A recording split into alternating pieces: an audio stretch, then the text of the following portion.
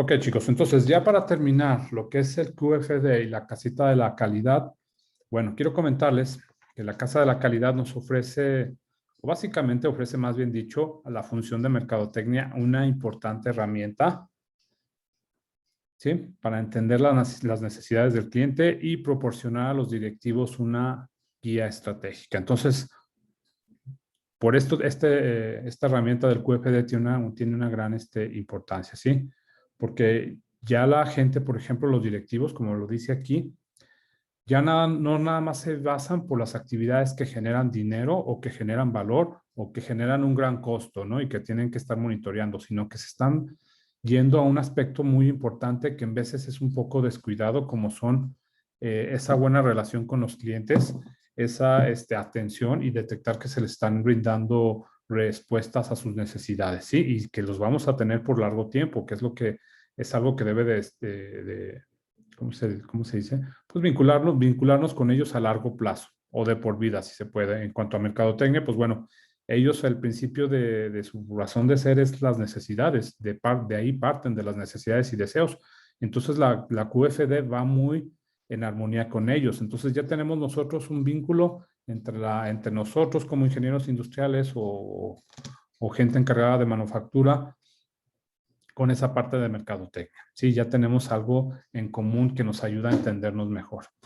Sin embargo, es solo el primer paso en el proceso del QFD. Sí, muchachos, la voz del cliente se debe tener presente durante todo el proceso de producción y entrega. ¿Sí? Por lo tanto, muchachos, se deben utilizar otras tres casas de la calidad para manejar la voz del cliente. ¿Sí? Dentro de lo que estamos hablando, que es el ambiente de la manufactura. Y en cuanto a las características de las partes, es otra, los planes de los procesos y por último, otra para el control de la calidad. Sí, muchachos, entonces con esto terminamos lo que es este QFD. Y no sé si hay alguna pregunta de su parte, muchachos. Entonces tomen nota de esto, por favor. ¿Estamos bien, chicos?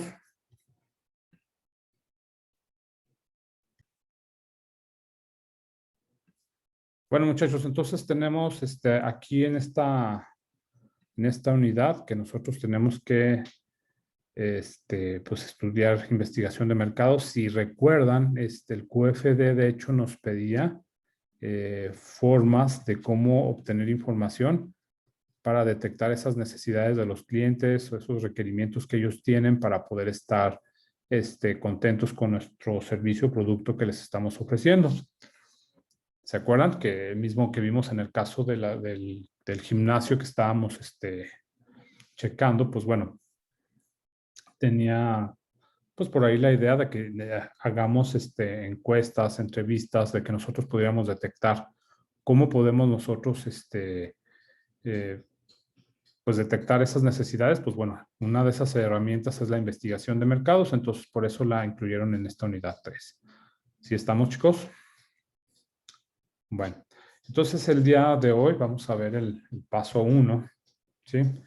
Y el paso 1 es la determinación del objetivo de la investigación, ¿sí? Y el primer aspecto que vamos a discutir es la importancia de la definición del problema. Sí, dentro de este punto de la determinación del objetivo de la investigación, pues es muy importante que nosotros podamos definir de manera propia y adecuada la definición del problema. Entonces, dentro de esta definición del problema, tenemos 4 puntos de por qué es importante definir bien el problema. El primer punto nos dice el autor, que es Kotler, ¿sí? Que la investigación solo puede diseñarse y conducirse de forma adecuada cuando el problema a tratar se ha definido con claridad. ¿Sí, muchachos? Entonces, perdón, les dije que era Kotler y es Malhotra, ¿sí? El autor. Les paso la bibliografía también. Entonces, muchachos, la investigación solo puede diseñarse y conducirse de forma adecuada cuando el problema a tratar se ha definido con claridad. ¿A qué se refiere esto? ¿Quién me puede apoyar?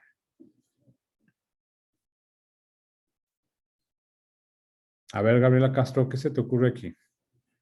¿Por qué es importante hacer esto adecuadamente?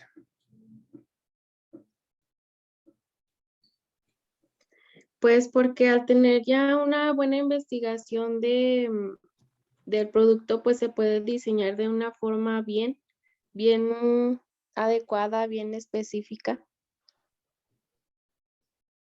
Ok, gracias. Bueno, si no sabemos, muchachos, cuál es el problema que queremos definir, si no sabemos qué exactamente queremos determinar, pues bueno, no podemos tener un buen resultado. Y créanme, muchas veces podemos trabajar, por ejemplo, para una empresa que quiera que le ayudemos con a resolver este tipo de situaciones. Y si ellos no la pueden determinar bien, pues no vamos a poder ayudarles a darles una respuesta certera a lo que ellos quieren. Tampoco podemos ser adivinos, pero sí debemos entender que están ellos batallando y sí debemos ayudarlos a que sepan determinar ese problema a lo que ellos quieren llegar. Entonces, se debe tener mucha claridad. Punto 2 de la importancia de la definición del problema. Dice Maholtra, ¿no? De todas las tareas de un proyecto de investigación de mercados, ninguna es más importante para la satisfacción de las necesidades del cliente que la definición apropiada del problema de investigación. Ok, pongan atención, voy a repetirlo.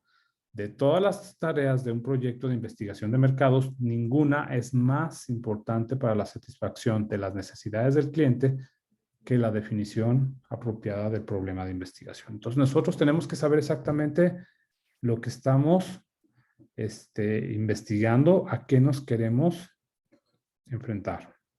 ¿Sí? ¿Por qué? Porque va de mano, punto que estamos estudiando aquí, que son las necesidades de los clientes, como ya lo vimos. ¿Sí? Tercer punto.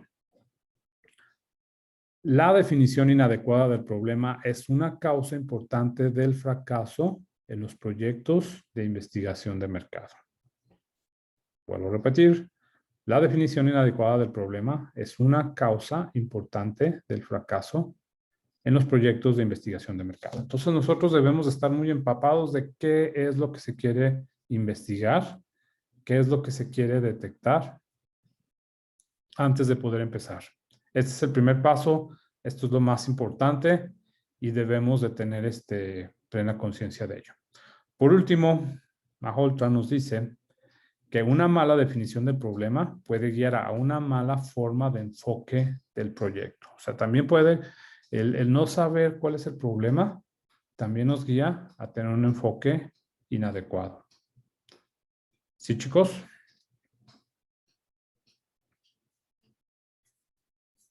Sí, profe. Ok, Sí. entonces, les describo cómo es el proceso de definición del problema y el desarrollo del enfoque. Primeramente tenemos que determinar las tareas necesarias. Dentro de las tareas necesarias tenemos que hacer lo siguiente. Primeramente, tener conversaciones con quienes toman las decisiones. ¿Sí? El segundo paso es entrevistas con expertos del tema, seguido de análisis de datos secundarios y por último, hacer una investigación cualitativa. El siguiente punto es contexto ambiental del problema. Dentro de este contexto ambiental del problema se aplica el primer paso, ¿sí? Y en el primer paso es esto que acabamos de platicar, que es la definición del problema. Dentro de la definición del problema se encuentra determinar el problema de decisión administrativa, ¿sí? El problema, después el problema de investigación de mercados. Y después de sacar esto, seguiríamos al paso 2, que es el enfoque del problema. Dentro del enfoque del problema, debemos determinar cuáles son las bases objetivas y teóricas para poder pasar después al modelo analítico, verbal, gráfico y matemático, porque obviamente se utiliza mucha estadística en lo que son las investigaciones de mercado. Siguiente paso sería hacer las preguntas de investigación, las hipótesis enseguida, que también esto lo vamos a ver, y después determinar la especificación de la información requerida, ¿sí? El siguiente paso sería el paso 3, que sería el diseño de la investigación. Entonces, como pueden ver, para que lo tengan en un concepto general, este sería el proceso de la investigación de mercado que nosotros haríamos. Vamos a ver la mayoría de esos pasos, no todos, no hay tiempo para verlos todos tan a detalle, pero sí vamos a ver la base o la parte principal de cómo nosotros podemos sacar una investigación de mercados. ¿Sí? Básicamente es la idea. Entonces, uno de los aspectos importantes que habíamos comentado es que tenemos que tener discusiones o pláticas con quienes toman las decisiones.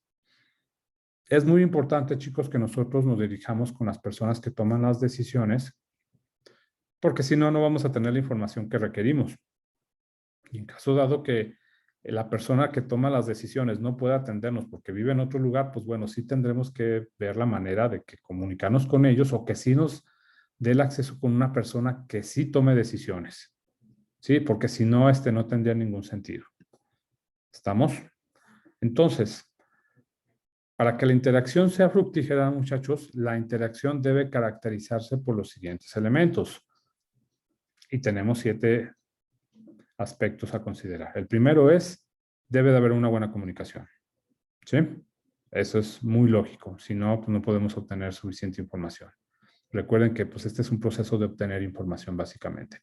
Número 2, debe de haber cooperación. Las partes deben estar dispuestas a cooperar y a cooperar con nosotros con información, porque básicamente esa es nuestra materia prima. El tercer paso o punto es, debe de haber confianza. ¿Por qué? Porque nosotros debemos de generar confianza en ellos y ellos deben tenerla en nosotros, porque obviamente vamos a tratar con datos delicados, privados de la empresa que son importantes conservar para ellos pues bajo resguardo, ¿no? Y nosotros tenemos que ser un ente de confianza para ellos. Siguiente paso va a ser derivado del mismo, es el número 4, honestidad. Sí, un detalle con el que batallamos bastante es la honestidad. Entonces necesitamos que la gente con la que estamos trabajando, el empresario o nosotros mismos seamos honestos y no inflemos los números ni expandamos de más la información y llegamos que tenemos clientes de más o que tenemos X potencial, simplemente la foto tal cual es, o sea, como si fuera una fotografía de lo que yo estoy viendo nada más, o sea, sin alardear. ¿Estamos? Paso 5, necesitamos tener cercanía. O sea, esto no se puede ser un proceso en el que podemos estar apartados, debemos estar trabajando en equipo, ¿sí? Paso 6, se le debe de dar continuidad. No se le debe dar como lapsos, etcétera, porque si no, no van a funcionar las cosas adecuadamente. Y por último, el paso 7 es que debemos de tener y desarrollar pues la creatividad para saber cómo vamos a determinar esta información. ¿De acuerdo, muchachos? ¿Preguntas hasta aquí, por favor? Es una plática que deben de tener ustedes con el cliente, que es a la persona que le van a ayudar a ustedes a hacer la investigación de mercados, y deben de poner estas cartas sobre la mesa y ser muy claros con ellos. Bueno, tenemos otro aspecto a considerar, que son las las entrevistas con los expertos del sector. Y en este sentido, muchachos, debemos de tener pues debemos acercarnos con conocedores de la empresa y del sector, pues que nos va a brindar la información, ¿sí?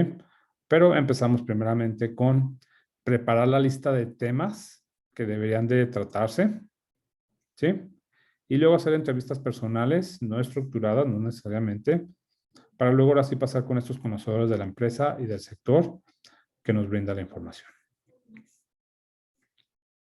Posteriormente, muchachos, a este tema, se saca lo que son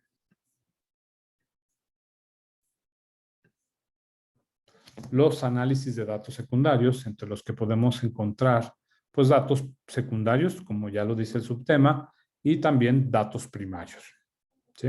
Posteriormente a esto, hacemos una investigación cualitativa y aquí se aplican lo que son las encuestas piloto y los estudios de caso. Para terminar la clase de hoy, nada más les quiero definir a qué se refieren los estudios, el análisis de datos secundarios. Y primeramente tenemos lo que son los datos secundarios. Los datos secundarios, muchachos, son importantes para la investigación de mercados. Y aquí son todos los datos que ya existen, y que pueden servir para la investigación. Sí, muchachos, son todos los datos que ya existen y que pueden servir para la investigación. ¿Alguien más ya los investigó? Quizás en una investigación de mercados que se hicieron anteriormente. Y estos pueden ser datos también internos o pueden ser externos. Pues, o sea, incluso hasta de otras investigaciones que se hayan hecho, que están en internet, de otros negocios parecidos nos podemos como ayudar. ¿Sí? Ejemplos de datos secundarios. Bueno, como lo acabo de decir, otras investigaciones. Personal de la misma empresa que nos pueda ayudar. ¿Sí?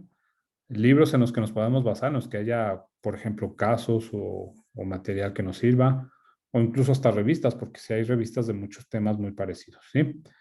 Pero toda esta información debe ser de una realidad parecida a la tuya. Por ejemplo, si yo estoy basándome en el caso de una panadería y quiero incrementar mis ventas, es el problema principal que tengo, pues tengo que ver el problema parecido a un negocio que vaya en esa sintonía. Sí, muchachos, no desviarme mucho de ese tema. ¿Estamos? Si no, pues no si voy a investigar, por ejemplo, de una empresa que fabrica carros y también se le bajaron las ventas y quiere saber cómo hacerle, pues no va a haber mucha información en común o un mercado parecido en el que nosotros podemos tomar como referencia esos datos, ¿sí? Entonces, a continuación tenemos lo que son los datos primarios. Y los datos primarios son los datos que uno tiene que generar para la investigación, ¿sí? En pocas palabras, es la información que no se obtuvo en los datos secundarios, por lo que se debe elaborar en la investigación. Chicos, dudas hasta aquí, por favor. Bueno, si no hay, vamos a terminar con la clase de hoy en este punto, por favor.